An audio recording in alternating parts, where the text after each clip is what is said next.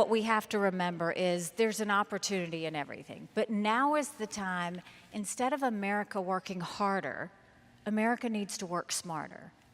And the fact is, there are enemies that don't want us to succeed, and we have to acknowledge that. You know, you had Republican and Democrat presidents both, for the longest time, thought that if we were nice to China, China would want to be like us.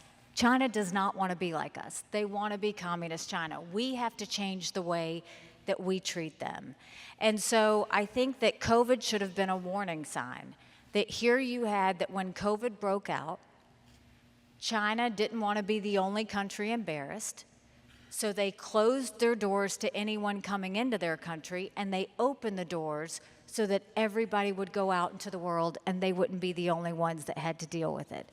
Through that, we saw basically that they would go and say, okay, take your COVID test. Well, if you turned it over, it was made in China. You need to wear a mask. Well, if you looked at that, that was made in China. You saw that 90% of the drugs basically were going through China. We saw now with the Russia-Ukrainian war that you've got energy that's dependent on Russia. The moral of the story is quit depending on your enemies for things that are a national security issue.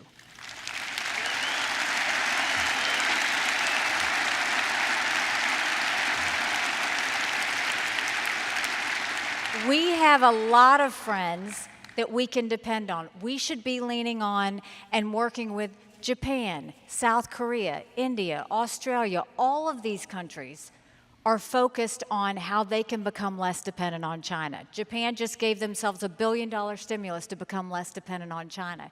The U.S. needs to understand we don't have to build it all in America as much as we'd like to, but we need to make sure that those things that we're relying on are built by friends, not someone that's going to hold it over our heads and then pull the rug out from under us. And that's the key with China.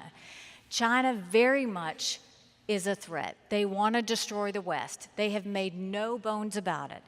We need to listen to them and understand we've got to quit helping them defeat us and start holding them back and getting strong for ourselves and creating an alliance that can overcome China instead of trying to be at mercy of China.